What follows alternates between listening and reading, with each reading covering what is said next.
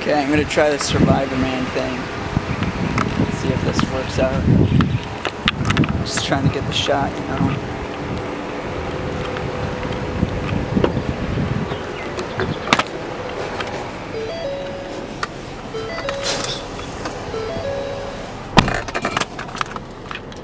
Okay, so this is gonna be a bit of a new test. I've got a new microphone that I'm trying out. Hopefully it works out. And I've got my DSLR camera here mounted in the car. Hopefully it's stable enough. But like I said, this is going to be a bit of a trial run for a new setup. So this video, I just wanted to talk a little bit about what it's like to daily drive this wonderful Ford Taurus SHO.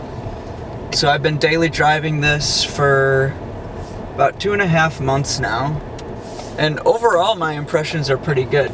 It's a good car, it's fast, the all-wheel drive helps keep the power down. I've driven the front-wheel drive version of the Taurus, which doesn't have the same torque and everything, but this is a totally different animal. That being said, my biggest complaint is probably that the Taurus hasn't been updated really in a long time. I mean, there was a refresh couple years ago, but it was really just a facelift. It could use a major upgrade. And full disclosure, I've got a bit of a predicament here because my girlfriend's dad is actually the guy that designed this car. He was the chief engineer of the Taurus when they refreshed it back in the I want to say 2009-ish.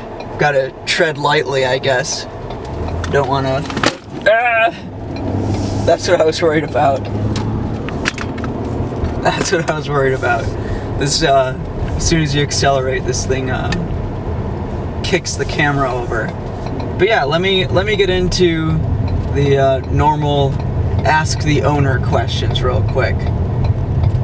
Well, this is a 2015 Ford Taurus SHO. I didn't really choose it. It was chosen for me when I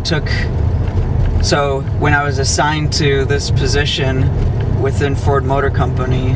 They just said, okay, this is the car that you're getting. The guy that used to have this position had this car, so I'm kind of backfilling for him. Alright, I'm gonna try this with the iPhone now. The DSLR camera, for some reason, is cutting out after like 3 minutes or so. I don't know what's going on. If you guys think you know what's going on, let me know. I drive this car... Ooh, let's go forward. I drive this car every day. I've put probably like 5,000-ish miles on it since April, so like 2.5 months. I've put a lot of mileage on it. That's just the nature of the job. What do I love about it? Well, I love the speed.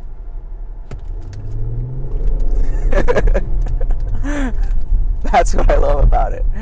It is fast. 4-wheel drive, 365 horsepower, I think, even more torque.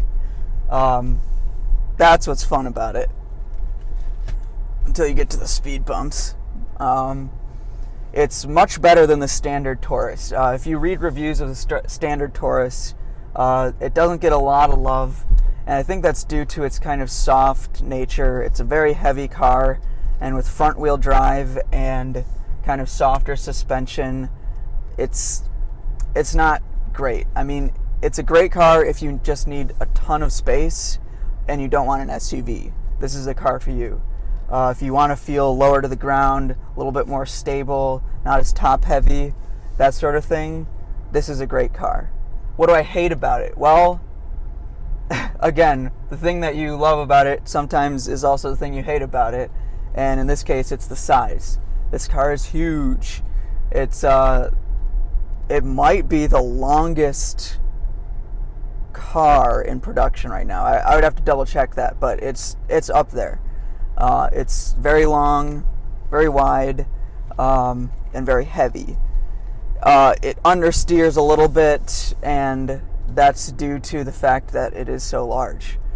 That being said, it doesn't understeer nearly as much as the regular Taurus, because it has upgraded suspension, and it also has really good brakes. So Fords in general, I think, have some of the best brakes out there, and that comes in handy when you're punching it up to 50 miles an hour and you're like, oh crap, I'm going 50 miles an hour, and I wasn't expecting to be going that fast this soon. If there's anything I could change about it, what would it be? Well, I think it could be lighter, but I also think it just needs a general refresh. The interior is starting to feel a little bit outdated.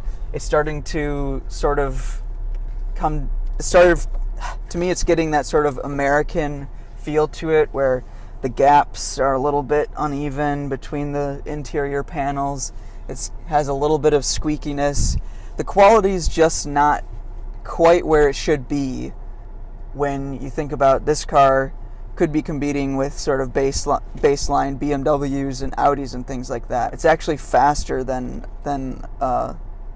most base model Audis and BMWs of this size, but the quality is not the same. When you put it up against the Chrysler 300, which has been updated more recently, I think the Chrysler 300 is the better car. It is more expensive, so value-wise, it's hard to say. I guess it comes down to personal opinion. But yeah, I think the Chrysler 300, you can still get it with a V8 and a rear-wheel drive, and that's something that I really wish I could have. I love rear-wheel drive. All-wheel drive is great, but nothing beats good old V8 plus rear-wheel drive.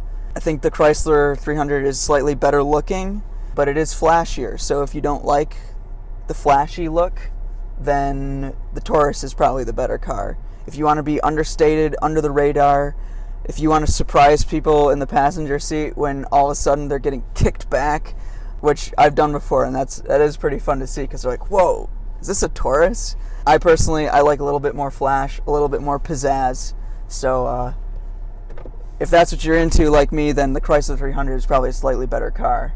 That being said, Ford in general, I think, has the future in mind, which is why they put the EcoBoost in this car and not a V8.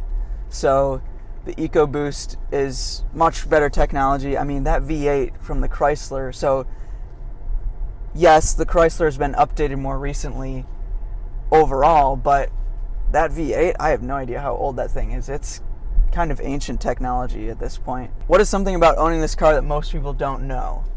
I would say most people don't know that this is like an option if you're looking for high-value performance sedan. Most people don't really think of Ford as that sort of thing.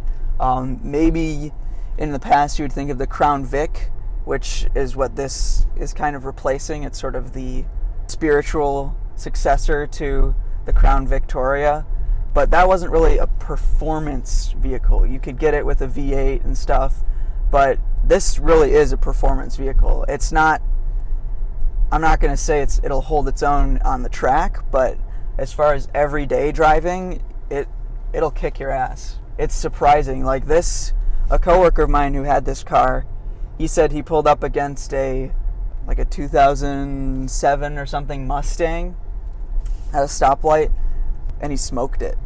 And off the line, you're going to do that to a lot of cars, because the all-wheel drive and all that torque, you're going to smoke a lot of cars off the line. What is the most surprising thing about owning this car? I think the looks are growing on me. I used to really not like the looks, and I'm surprised by how handsome it is, especially from the front. It's, again, probably the most surprising thing to me is what is the torque and the performance, because you can really just go, whoa, and that's kind of shocking every time you do that.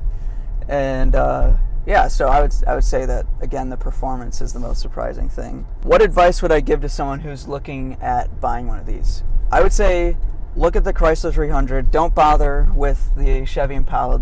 I guarantee this is a better car than the Chevy Impala. Check out the Chrysler 300. If gas mileage is important to you, or if you're not a very flashy person, then the Taurus is probably the car for you. Or if you're looking to spend a little bit less, then again, the Taurus is the better car for you. So yeah, I would look at the Chrysler 300. If you're looking at baseline BMWs and Audis and things like that, I would say you might be surprised at the performance of this vehicle.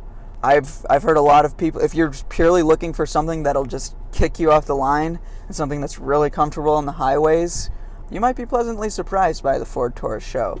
That being said, if you're really in the market for something that's going to be in your garage for a long time, I would say maybe wait for the refresh. I can't say for sure that there's going to be a refresh coming up, but it seems logical considering that the Fusion just got updated, brand new Fusion, so I would expect the Taurus to be refreshed soon.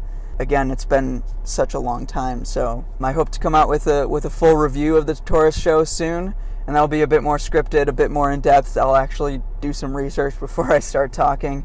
And yeah, thanks for watching, guys, and I'll see you in the next one. Make sure you subscribe. I'm trying to build this channel a little bit, trying to put out more videos for you guys. I'm investing a little bit, getting new microphones, new cameras, that sort of thing. So it would really help me out if you guys subscribed. So yeah, thanks, and I'll see you next time.